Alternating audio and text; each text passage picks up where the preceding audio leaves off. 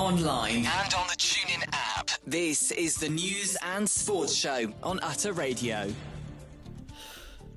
Hello, good evening. Welcome back to the News and Sports Show. Coming up for you, Epstein files. More Epstein files have been released. Will a ban on social media use for under-16s be implemented? And in the sporting world, Arsenal will face Manchester City in the Carabao Cup final as Pep Guardiola went on a passionate rant. We'll be reacting to all Ian Gorgon, Harry Smith and James Sudworth again. This is Utter Radio's News and Sports Show. So to kick it off, let's start with a potential under-16s ban that will prevent children under 16 years old from being able to access social media in the UK. It will apply to all platforms. The proposed law, it comes as a series of measures to protect children's well-being.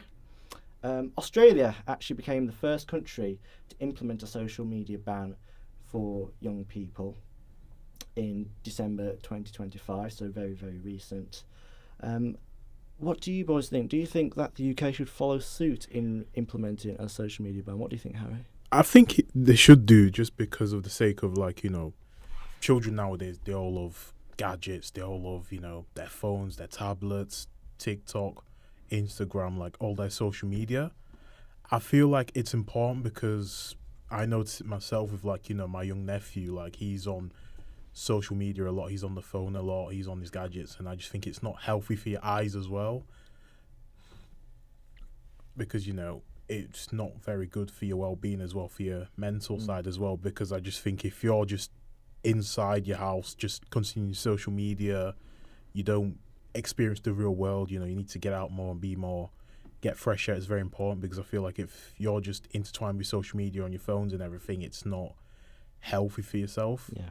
In Australia, 4.7 million accounts for under-16s have been deactivated or removed across platforms since launch. They include Facebook, Instagram, Snapchat, that's Threads as well, so all the Meta services, TikTok, X, YouTube, Reddit, Kick, and Twitch. It's been interesting, the response that's been found in Australia, because since then teens have reported workarounds such as using fake IDs, documents, VPNs as well, virtual private networks. Teens interviews say that life hasn't changed drastically. Many have just switched to messaging apps, watch YouTube without accounts, or have found that the ban hasn't actually been a big deal. But we'll have to wait for longer to actually find out from Australia what the actual implications will be. What age did you start using social media, Ian? Well, probably around... I think I had my first phone when I went to high school, so... What age are you when you got to high school? About 11? Yeah. 11, 12? Probably be at 11, 12-ish, yeah. Well, same for you, Harry. Yeah, I got mine when I was 11, to be honest. I got, I'm very old school, so I got the BlackBerry. And, yeah, I didn't really get social media, but, it's just because how to contact my parents and stuff, when I finished school. Yeah. So, Aaron, what are people in the UK saying about a potential social media ban? What are experts saying?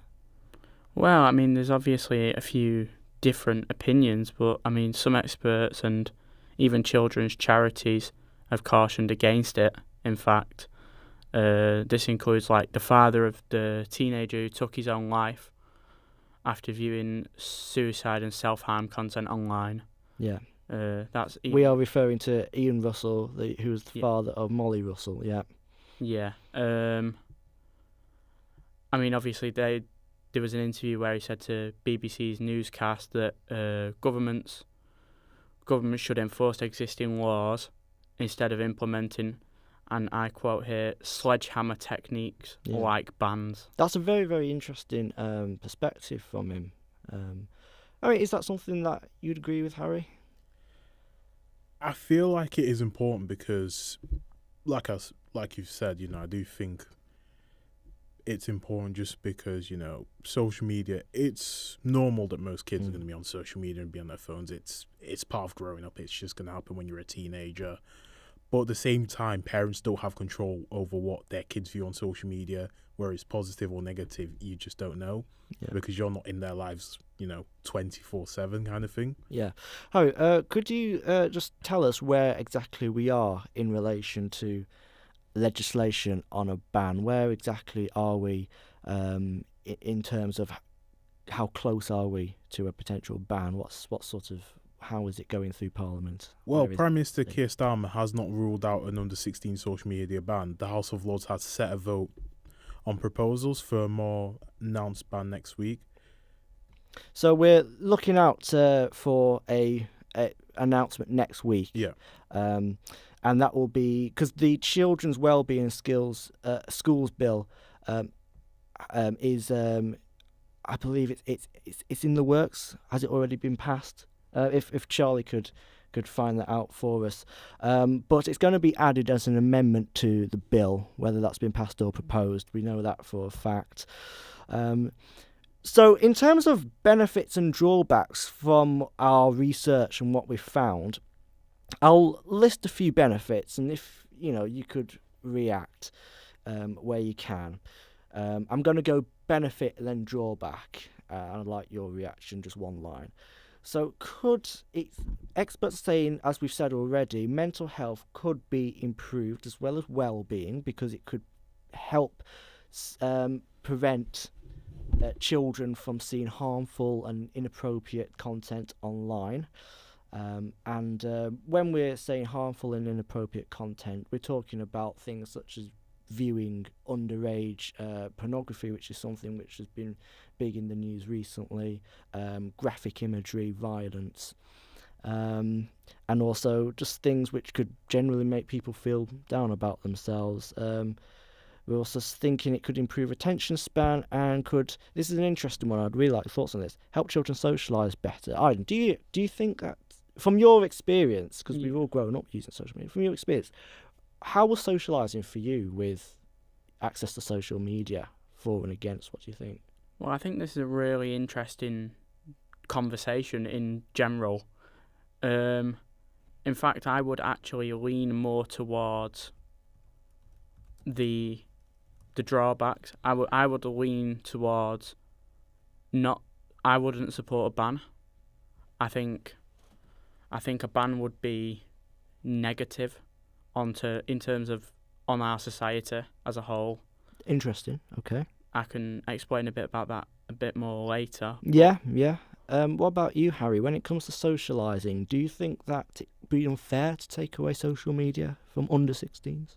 I don't think it's unfair. I think it does give a positive outlook because when you think about it, on social media, there's positives and negatives. There are pros and cons, Pros are you get to speak to your friends, you get to plan stuff, you get to talk to your friends anytime you want, you don't have to wait till the next day of school or, the weekend to see them. Yeah. I do think there's also a benefit as well, like you said, viewing underage content like, pornography, and then not even that, you don't know who children are talking to as well. So, because you've got child predators online, that prey on young children. And I think, that is a benefit of a ban as well. So I just want to clarify something. I queried earlier whether the Children's Wellbeing and Schools Bill had been passed. As of today, which is the 5th of February 2026, the bill is still progressing through Parliament, so it is part of that. It's all part of the same bill that we're talking about, and it would include potentially a ban on under 16s. So just to clarify that. So it's not an amendment to an already passed bill, it's one that's already in the works. We talked a little bit about the case study in Australia, and something that Australia have been looking at is improving age verification technology, and that's I believe that's something which is already been flagged as a potential drawback, that VPNs are easily accessible. Tor browser, for example. Do you either use Tor browser? No. What's that? Tor browser. It's like Google Chrome. It's a search engine, but it has a built-in virtual private network. Okay, no. So essentially, a virtual private network, for anyone who doesn't know what that is, it prevents external trackers from being able to track your progress online. So it's a bit like it's visualized as a tunnel. So your traffic, everything that you do online, it sort of goes through its own private tunnel. So And it also restricts your IP as well. yeah. For example, so your location can't be found and Yeah. websites you visit can't be seen. Yeah. And we also but it's very easy to get around a ban potentially with a virtual private network. So I know last week that was something that was being looked at, a potential VPN ban for under 16s, which does concern me a little bit. Only because I think privacy is very, very important, and private individual right to privacy is very important. So I'm not keen on a VPN ban. I don't mind the idea of a social media ban myself, but Really? yeah, I don't know. And that's because you said that you were against it. Yeah. Yeah. Can you expand on that a little bit, please? Yeah, well, I just think in terms of society as a whole, we should be... just in general, I think in this country, we are too scared of embracing the future and looking towards the future rather than trying to be so protective of everything and cautious. Like if you look at other countries in China and Japan, if you even go there, people go there and say these countries with the use of AI are light years ahead of the West, and in particular Britain at the moment. And it's because they use AI in everyday life, and not just AI but technology and social media, and we should embrace it rather than discourage it and ban it, because if you ban it, you're going to have a generation of children who don't have the skills in a world where employment, you need to be able to use social media, and you need to be tech savvy, as they say. You're going to have a whole generation who are essentially illiterate in terms of social media usage and won't know how to work any of it. Yeah. So we are the first digital native generation, I believe. Yeah. And actually, I agree with you on that point that you made there. For me, one thing that I think would negatively affect under 16s, because some under 16s have used social media very, very well and have made careers out of it. And the use of the internet is a tool, isn't it? Absolutely. These days. So on that, I do agree with you. So for me, take into consideration maybe supervised use of social media. I think maybe that's something that should be looked at. Social media classes in schools. But fundamentally, I do disagree with you in the sense that I am for a ban provisionally, for personal use. I don't think a ban actually achieves anything. You just shielding up until they're 16, and then they're gonna get it anyway. But I think just in terms of the ban, a ban is just a terrible idea. I think you're just completely locking out a whole generation of the necessary skills to communicate with the rest of the world. You're almost isolating yourself. Imagine, right, in top universities abroad, there'll be British children going to apply to spend a year abroad to go to the top media institute or the top tech institute, and you've got our children who are behind because they don't know how to work with social media. And also you talk about the negatives of social media being that you're exposed to bad stuff and dangerous content. That's everywhere in the world.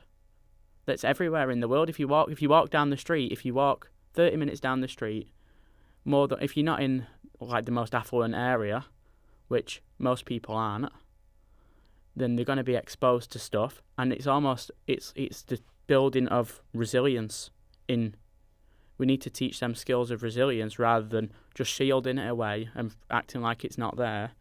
We need to develop the skills, resilience, determination to get over these things, because otherwise you're just going to have a generation of people who... Is it a case of getting... Because for me, the problem is, there are some things which you could say it's a case of getting over, but there are some things which children shouldn't be exposed to at all. And the issue I have, yes, I understand your concerns on a blanket ban. I do, because we've seen it on drugs.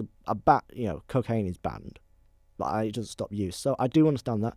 However, you have to get the ball rolling somehow, and you have to do more than make token gestures and platitudes and say, "Oh, this is bad."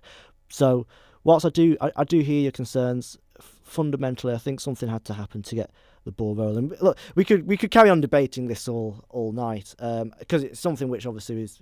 We've all used social media, we grew up using it, so it's something which is very close to it, personally affects us. But we are going to have to move on. Before we do move on, Harry, do you have any thoughts you'd like to close out this section? I mean, I agree with the ban, like you said, James. I just think that children nowadays are exposed to dangerous content like the dark web. You've got access to anything there. There's pornography. You're exposed to child predators, and not even that. You don't know what your children do on their phone. I would say that's on surface web, to be honest. But life is not just a mystical place of... If you go out into the world, not everything's perfect. You're going to get bad people with bad things showing. It's not just like that, and it's just making it unrealistic. You've got to prepare the children to go out into the real world and be able to deal with these problems. And also, if you're going to ask me a finishing point, what does technology bring rather than what should we worry about? Because I think people, like I said, are too worried about protecting against technology and AI and social media, to the point where they're actually missing the benefits of it. And so I'm just going to pose a question to you both who disagree with me. I'm going to say, how many of you used YouTube as an educational resource, which, by the way, is a social media? You would not be able to use that under this ban if you are under 16. And also, how many of you have learnt stuff from the likes of TikTok, and even to the extent of like social media is so broad. You've got you could even count Xbox Live as a social media service, YouTube as a social media service. It's so broad and there's so much possibilities with it, but because there's people who are running the country decide, oh well, instead of focusing on all the good things that we can do with this, there's one guy who did this and it's bad, so we're going to delete it. It doesn't make sense to me. Very interesting point. Well, we're going to move on now. We're going to be talking about... If I was on a different day, I'd try a transition here, but look, we're not doing that. We're going across the Atlantic, because last time my transitions caused a hell of a row with the production staff. Stinking, said producer Charlie. Look, we're going to move across the Atlantic, shifting gears. We're going to be talking about the latest drop of the Epstein files, which is it's just becoming it's almost like becoming a soap opera at this point. The next instalment coming out, and the cast of characters has widened even further. Even old Richard Branson has found himself in there now. I think an image which will live long in our memory, not an image we wanted to see, but an image which I will say, would you agree with the statement, everything we know about the Epstein files has been against our will? Yeah. I just feel like it's all out there on social media. You see it. It's disgusting. What do you mean by that, against our will? What I mean is, I don't mean against our will, but no one's I don't believe many people are going out of their way to find out this information, but it's so high profile is what I'm saying. Oh, I think there's loads of people but you just don't hear about them. I don't want to get all conspiratorial, but I think... Conspiratorial, that's the word, thank you. I don't want to get all conspiratorial, but I do think there is high-profile people in the media who have been going after this information for a very long time. And, well, you've never heard it up until now, so... No, media people, definitely, because it sells papers. And one thing that's been selling papers is the image of... what we got? Saw Prince, Prince Andrew, former Prince Andrew, Andrew Mountbatten, Yeah. Windsor, in a very compromising position in a photograph next to a victim. Quite a lot of photographs have been released. Do you want to talk us through some of the photographs that we've seen, Aiden? But I'll start off. So, Yeah. unredacted images and videos showing nudity released in Epstein files have been online for days. But lawyers are saying that it's causing victims irreparable harm. One of the victims is called Brad Edwards, and he says that the damage done is irreparable. That was the lawyer, wasn't it? Yeah, Brad Edwards. 4 of the images identified by BBC Verify show partially clothed young women with their faces and bodies redacted. Another one also identifies someone who's been lifting a shirt, showing her breast to the camera. Lawyers for Epstein's victims have heavily criticised the US Department of Justice for its failure to adequately protect hundreds of women identified in the files. It risks turning into... There is a genuine risk in this, that it goes from... There is a genuine risk that the papers and the media, I think, portray it as an ongoing drama, and people forget that the very, very human cost in this. Yeah. Would you not agree with that? Yeah, 100%. I mean, the victims aren't being acknowledged here. You know, the victims' privacy just being ignored. Yeah. And it just shows... The pictures of the files are just pretty much showing the victims just being vulnerable, and there's not really much support towards them. It's just all about Mr. Jeffrey Epstein talking about him every minute, when it's like, the man's dead. I mean, he's never going to face the consequence of his charge. I think, unless if, you know, you're religious and you believe in a higher power, like me, I believe in God, you know, maybe people will believe that, you know, he will get some justice, you know, delivered to him by God. And okay, that's thank you. There was a poll that was done. This is talking about the Epstein files. We're still on these, but we're moving on a bit closer to home, because the fallout, there's many angles we could take from this, but the fallout has been exponential. We're talking a bit about the political fallout from this. So today, The Guardian goes with the headline, "It's over for Starmer, say Labour MPs amid fury over Mandelson." Punctured perhaps beyond repair. That was the Daily Mail. Sakia deflated before our eyes. Can we see that okay? Is that coming up on the screen there? There we go, yeah. So Keir deflated before our eyes. Kemi kept bayoneting him from Labour's MPs. A cold, sinister silence. For a few minutes, I'd quite like to talk about the fallout politically. We'll discuss what this story is about.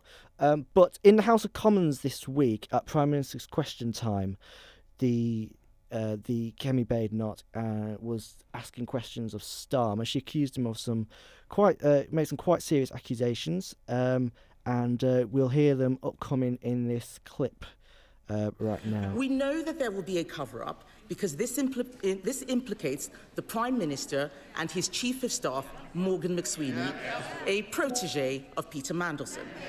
The Prime Minister chose to inject Mandelson's poison into the heart of his government on the advice of Morgan McSweeney. His catastrophic lack of judgment, telling us now that he did know, has harmed the special relationship. It has endangered national security. It's not the humble address, it's him. It's compromised our diplomacy, and it has embarrassed our nation. So there we are. That was from yesterday's Prime Minister Question Time, courtesy of Sky News. That was the voice of the Conservative Party leader, Kemi Badenoch, who was talking there about the Chief Press Officer, Morgan McSweeney, of the Labour Party, who had a big hand in the vetting process of members of the government, of which Lord Mandelson, Peter Mandelson, who used to be the US ambassador, the UK's ambassador to the US. Yeah. That's a better way of saying it. I mean, first off, do you? Very simple question. Do you think the government is going to survive this scandal? No. I feel like with Starmer, people are going to know him for most of his failures in the with his Labour government, because I feel like from what I've seen of Labour, I don't think I've ever seen any sort of successful moment, any good or positive moment that makes me think that this is a good government, this is the best government since, post-Conservative, because everyone will always say that Conservative period wasn't great, but at the same time, looking at Labour, they've not been great either, and I just feel like with Starmer, there's more mistakes and cover-ups, so I feel like it's very hard for him to survive at this point. He'll either probably resign or maybe, the next election comes. I don't think he'll be successful. Yeah. What about you, Aiden? Do you think the Prime Minister, do you think the government will survive the fallout of this scandal? Well, the short answer is probably yes.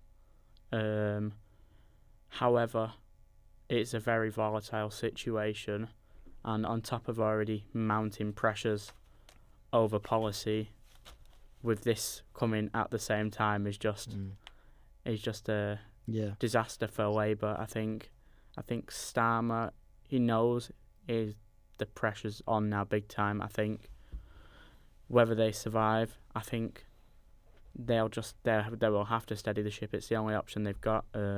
But yeah, it's. Well, I'm conscious that we may not have made it clear what Mandelson's connection to this story is. It has been in the news quite a lot, and we have referenced it before. Back in September 25, when the first batch of Epstein files were released, Peter Mandelson, who obviously was the ambassador to the US, was heavily linked with Jeffrey Epstein, and he was resigned as a result of being name dropped. More recently, more closer links emerged of how close the relationship actually was, how far back it went. Mandelson allegedly told Jeffrey Epstein some very, very sensitive information to do with the UK government, because he was serving effectively as Deputy Prime Minister to Gordon Brown at the time, and he told Jeffrey Epstein, relayed some very, very sensitive information to the former banker and convicted sex trafficker. Interestingly, a poll that was done by GB News said that revealed that this morning on the breakfast segment, 92% of viewers, this is an interesting one, believe Starmer could actually weather the controversy over Lord Peter Mandelson's Epstein ties, with just 8% disagreeing. That's a very, very interesting, and it was actually so this coming from GB News. They actually read it twice to check that they hadn't said it the other way around. Consider how unpopular Keir Starmer is. That isn't an opinion. That's a fact from YouGov, from the most recent YouGov. Only 30% thought that the Prime Minister was doing a good job or a neutral job. I mean, do you, just first impressions, do you believe, do you think there's any conspiracy or cover up anywhere? I feel like, when it comes to the Jeffrey Epstein files, there's always people trying to hide it, the truth, because there's a huge lineage of people in this that are involved, and I just think those people are trying to protect themselves and protect others so they don't face the consequences and, the face of justice that they're just trying to avoid. Yeah. What about you, Aiden? Is there any whiffs of a conspiracy? I know you love a good conspiracy. Any whiffs of a cover up? Of a cover up from our government? Yeah. Well, I mean, there's a lot of conspiracies going around about different things at Epstein, who he is, how he's got access to such big celebrities and political figures. Yeah. I mean, that's an interesting. I believe, Harry, you had some information, didn't you? Yeah, so I'd also found out that, Lizzo's faced some huge backlash for defending P. Diddy. Yeah. Who's in the Epstein files apparently. So big names have been exposed. Yeah. And she's faced a bit of backlash over it. Yeah, we're getting a bit of a crossover there. Yeah. Yeah. We're going to have to wrap this segment up now. But we're going to, obviously, we'll be monitoring this situation. It's a developing story, and by next Thursday, we'll probably have more to discuss. But we're going to be moving on to sport now. And Harry, shall we start with some breaking news? Yeah.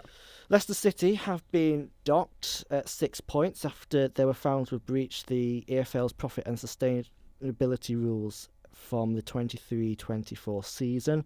That is currently breaking on Sky News Football, Sky Sports Football, I beg your pardon. It takes them from 17th, and they've dropped into the relegation zone and goal difference, and they now sit 20th. What are your reactions to that news? It's really not surprising because it happens to a few football clubs. It happened to Everton 3 years ago. They got docked 3 points. I just think that the problem is with football, it's very hypocritical when it comes to spending because, it's happened to so many teams. I think that Juventus have done it. They never got docked points, There are bigger teams. I don't want to say, oh, they definitely do it because it's kind of defamatory. But, Manchester City, they've got charges, They spend big, they've not even been punished. I mean, this 115 charges been happening for a couple of years and, no outcome has happened. So, it's a bit, you could say it's a bit of favouritism to the bigger clubs than the small clubs. Not that I'm saying Leicester are small, but, it's just how I see it. Let's see. Would you like a right of reply for our resident Manchester City fan? No, but seriously, where do you see it from the kind of that side of the fence? Well, I mean, it's been determined that they are over the threshold by about £20.8 million, which has obviously been measured over the 3-year period, which PSR allows, which for anyone that doesn't know is listening at home, so the PSR rules essentially state that a club can only lose 505 million over 3 years, and yeah, Leicester are over that. So I think it's if they've been found by a court that they're over, then I say fair enough. In terms of the punishment, like you said, it has been judged different in the past with different teams. I know Everton had the 9 points deduction, which then got reduced to 6 for a similar. Forest as well. And Forest, yeah. Theirs was less. I can't remember how much theirs was off the top of my head. I think Forest was 3, if I remember correctly. Just 3 points, yeah. I mean, these are Premier League sides, but Leicester, they would have been trying to spend a bit in order to get back up into the Premier League, wouldn't they? Because obviously they came down with a Premier League squad, essentially. They returned, in their first season in the Championship, they returned to the Premier League and then come back down again. Where do you stand on the rules surrounding profit and sustainability? Do you think in and of themselves, regardless of how they're applied, do you think there's a fairness there? I think it's just it's consistency that's the problem. I feel like you can't just make rules and say, if you spend this much, this is how you'll get sanctioned, you get punished. But then I feel like it applies to certain clubs, but then I feel like when, the big clubs like, Man City, it happened to Juventus, they just got fines and stuff. So I feel like you can't just say that one rule for another and then another rule for the other, if you get what I mean. Yeah. I just think it's not really fair, that. Well, I mean, if you want to go back to what you said about Juventus, which is obviously in a different country, the Italian Football Association, alongside Italian courts, made that ruling, but they did end up with a relegation, which was, I mean, that was probably the most severe case of financial regulations being broken. But in terms of Manchester City, who they've got the charges on the head at the moment, nothing's come of that as of yet. But I do think it's not a case of necessarily of the smaller teams, as you said, having a bias. It's more of a case of how many charges are, how long. Obviously, we see more like Leicester and Everton, and obviously Forest because they only have one charge or two charge, whereas in the Manchester City case, there's a number of charges going up to 130 that's been counted. So, Harry, talk to us a bit about Leicester's season. What have the Foxes been sort of going through already? Well, they were 17th with 38 points, and the squad is talented, but it is lacking confidence and cohesion right now, and this obviously doesn't help. And this is, being stated from Sky Sports EFL editor Simon Golem. Yeah, so they were 17th, like you said. I'm just checking their form stats. So 1 win in their last 5 in the league. Yeah. It's been when this story, when I first saw it just before we went on air, I did think it's ironic how this time 10 years ago they were winning. Yeah, they were winning the league. Yeah, they actually won it. It's crazy. Yeah. Going on a slight tangent here, but it does remind me of. It's interesting how teams can.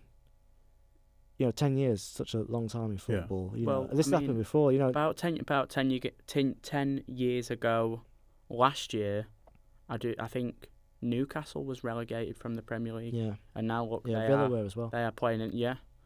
They're playing in the Championship. So I mean, if you just look at where Leicester have come from, they won the Premier League after a promotion, which was just nobody expected it.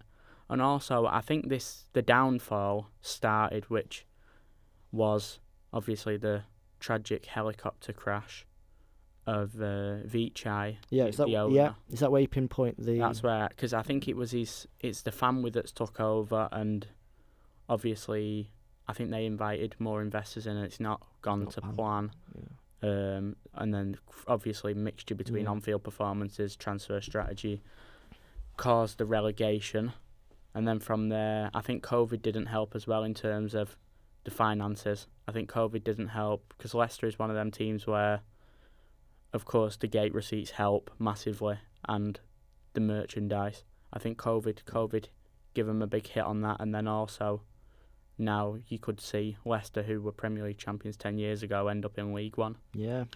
But I would also say, sorry, I didn't mean to cut you off. I'd also say that it's the quality of the players because, let's be honest, 10 years ago, the players they had then were better than the players now. I mean, back then they had Riyad Mahrez, Jamie Vardy was in his prime doing well. They also had N'Golo Kante. And then, I think the losses of quality players they had over the years, like Maddison, it's kind of caught up to them. I'm not saying that the players they got now are terrible, but at the same time, I just think it's not the same quality that they had a bit like before. Yeah. Producer Charlie's on the wind up a little bit, sending messages. We were talking about City with their 115 charges.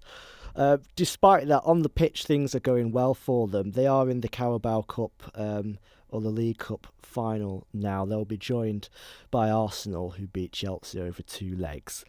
Did you watch both legs? Were you? I watched the first. Yeah. What about you, Aiden? I assume you would have been. Were you at the Etihad at all for anything? I attended both games. Yeah, the first home and away, and the second leg. Yeah. So, I mean, talk us through both games actually, from your point of view as a fan of City. Well, if you want me to go as a fan from a fan's perspective, I'll remain neutral for this. But no, the first leg in Newcastle was obviously going to be very difficult. They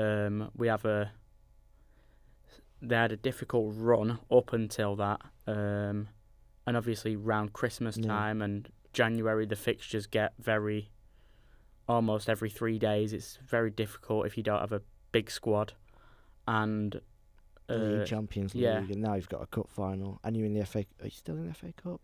Yeah. Yeah, still in the FA Cup. So you're competing on forefront. But the game in Newcastle was it was a very cagey game, to be honest. I think overall, on the balance of the game, I think City deserved the win. The way they defended with character and just cohesion about the defence. with the likes of Elaine and Ake coming in to the side helping out. And then obviously the new lad Semenyo, he got the goal in that game to give City a big advantage going into the second leg. And then last night it was just clinical, ruthless. I don't think Pep was messing around. Yeah, there's been some question marks over Manchester City in recent months. Really since Rodri hurt his ACL last season. And I think it's fair to say they're not destroying all comers like they once were, but they're in a final. They've got a chance to win, and you can't. I always say you can't argue with winners. So if Manchester City win the EFL Cup, which they may well do, they've got Arsenal, I believe. Which, by the way, will be the 5th in 10 years, which is not bad going. You can't argue with winners at all in that regard. We're going to move on to you in a minute, Harry, if you could talk us through a little bit about preview the final and talk about Arsenal-Chelsea. But before, I think Pep Guardiola has been in the news a little bit with his view. Let's not spend too much on this because we are doing sport. We don't want to make it too political. But the question is, do you think maybe it's a case of perhaps stick to football? Or do you think managers should be able to use the press conferences to air their thoughts and feelings on things other than football? What do you think? Well, I think, are we talking about the situation in Gaza? Yeah. Well, in terms of that then, I think it came as last week Pep Guardiola went back home to Barcelona and went to speak at a rally for Palestine. And I don't necessarily think it's about the politics of it, and I think he mentioned this and was quite convicting in his point, and he came across very well in terms of saying this is not about politics. He's not interested in the politics of it. He's interested in people, real people, who are suffering, and I think that's the crux of it. He's sticking up for everyday people and almost being a celebrity voice, which gets me and you talking about it. Using his platform. Yeah, he's using his platform to almost draw light to the situation where it has gone a bit quiet in recent weeks. Yeah, okay. Back to the football on the pitch. Chelsea, Arsenal. It's not been a great start for Liam Rosenior, has it, Harry? I wouldn't say it's been terrible. Like, it hasn't been great. It has been the win against West Ham at the weekend. He has had some decent wins, but at the same time, ignore Producer Charlie. Producer Charlie on the wind up again. He's a big West Ham fan. Yeah, definitely. Yeah. But I think he's going to need time, to be honest. I think I agree that the game against Arsenal at the Emirates wasn't good enough. But at the same time, I think he's going to have ups and downs. Like, that's just part of being a new manager. You're inheriting a squad that isn't any of your own, and you haven't made any new signings. So I think he is playing the way he wants to, but at the same time, he's got a lot of deadwood at the club, and he's working with players that he doesn't want. Can I just jump in real quick and say, if I was a Chelsea fan, and I mentioned this on Utter for the Breakfast Sports Show we do on Tuesdays, if I was a Chelsea fan, tune into that. Yeah, it's a great show, by the way. Yeah. If I was a Chelsea fan, I would be proud of the performances over 2 legs, and particularly the second leg. I think this is maybe controversial, but I think Rosenior, there's been a massive improvement in performance and attitude of the players. I think you can see that. You don't have to go inside the changing room to see that. You can see it by the running distance, and they're running significantly more. They're playing a nicer brand of football, which is always going to look nicer. But just going back to that, I do think the way they played, they should be proud of. I think Rosenior's really implemented his style, and whilst he's not getting the results, he didn't get the result in the semi-final, of course. There's many positives to take away from that. Do you agree with that, Harry? Personally, I don't, but everyone's allowed their own opinion, because I feel like I watched the game myself, and I feel like it wasn't a great game. Like Chelsea didn't even. Yeah. But, I'll pose you a question. Yeah. How many teams this season have gone to the Emirates and essentially had the lion's share of possession, had the lion's share of chances, and essentially just go to the Emirates, be brave enough and have the character to go and play there, not just go and sit back, not just saying, okay, we're going to the best team in Europe right now in terms of form, away from home, we're going to sit back. They had the character and the courage to play. Yeah, but And I think they really imprinted themselves on the game. And all I'll say is, if you watch the game, you'll know Enzo Fernandez had many good chances from the edge of the box. They had a few good chances in the box. And if one of them deflects in, or one of them free kicks goes in, or one of them corners deflects in, all of a sudden it's a managerial masterclass from Rosenior. But because the result don't go his way, I think people just almost say, oh yeah, but it's Arsenal and they deserve to win. If you actually look at it based on the performance, it's different. We're talking about a side that spent 662 net spent 662.4 million. So that's a minus net spend over the last 5 years. We aren't talking about a plucky underdog here. We're talking about Chelsea, who won the European Cup after COVID, the Champions League. Harry, do you not think that the way Chelsea are kind of being run in recent years, it's a little bit like Spurs just before kind of... I know they run differently, but in terms of the pattern that we're seeing, if it continues this way for Chelsea, do you not think it could end in a Spurs-like situation, which has spiralled badly since? Forgive me, who was the manager? Since Kane left, pretty much, and Ange came in. well, I think it is that way because look at Spurs and look at Chelsea. Young squad, young players. There's not really much experience in the squad. And I know you like you said about the game yesterday, but I feel like that's what a team like maybe a relegation side like maybe Burnley would be happy of, not Chelsea. Like they shouldn't be happy with, we lost 1-0, but we may have played decent football. I don't think they played great football the other day. That's just what I see. And I feel like a big team like Chelsea shouldn't be happy with like that, a result like that. You're a big European side, that won the UCL, that won the Club World Cup in the summer, and you've spent so much money under this ownership. So yeah, I agree. We could talk about this all night, but the crux of the matter is the EFL Cup final. It will be Arsenal, Manchester City at Wembley, 22nd of March. Just 4 days before my birthday. Yeah, and are you going to Wembley? I am. Yeah. Yeah. Yeah. Are you going as a fan or as a journalist? No, I will be going as a fan. As a fan.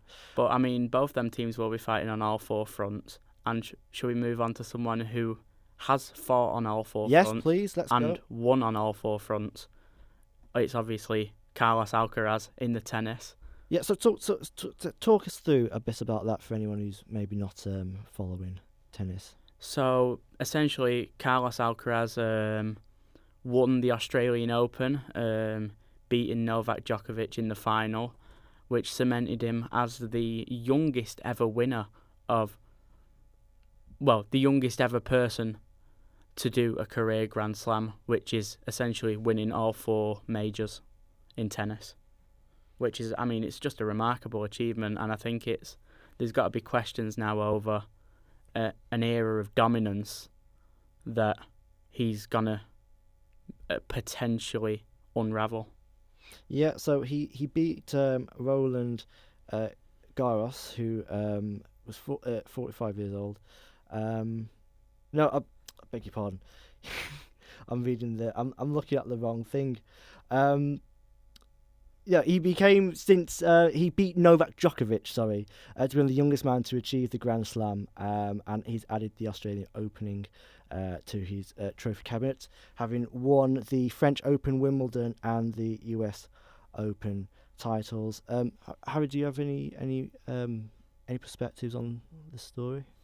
I think it's big news that a youngster's beaten a legend like Novak Djokovic. Yeah. Like, it is big news. I mean, it's not easy to just beat Novak Djokovic, especially as a youngster like that. So I think it is a good thing, and it's big history as well. You know, he just made history there. Do you want to say so that puts him alongside players like Djokovic himself, Rafael Nadal, Roger Federer, Anguissa, and Rod Laver.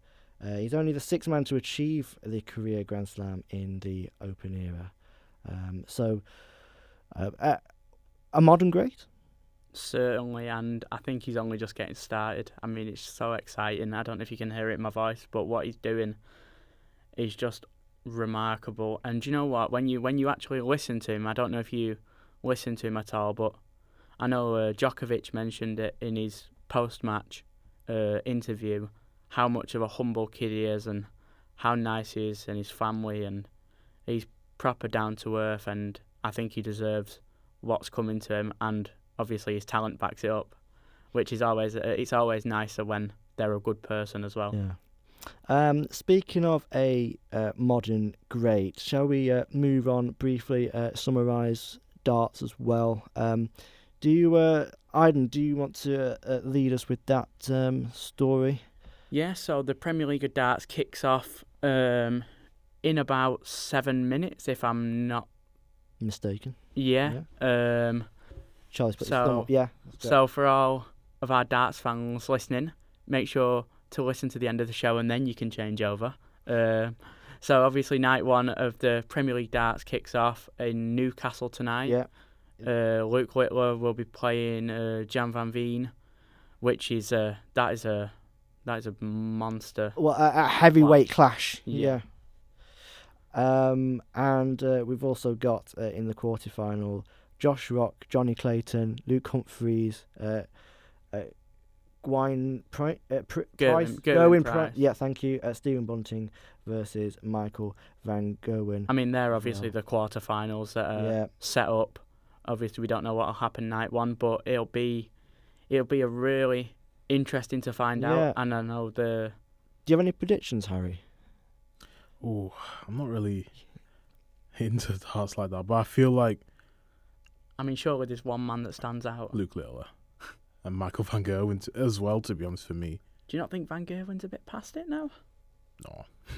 I think it's about the new generation. I think it's Luke Littler and Luke Humphreys for me. I have to say they're the two ones. I mean, obviously Luke Humphreys is defending his crown. He will have to face some severe competition. Who do you think are the underdogs going into the quarterfinals tonight? I think Gerwin Price is always in with a good shot, but he doesn't get talked about as much as the others.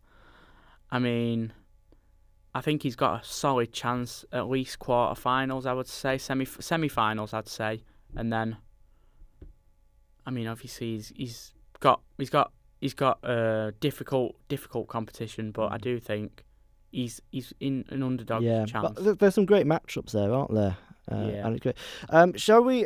We've got 5 minutes left, so we're going to be wrapping up. Shall we go on a very quick whistle-stop tour of other sport events which are kicking off either this weekend or very soon? Obviously, we've got the Super Bowl on Sunday night. You looking forward to it, lads? Ooh.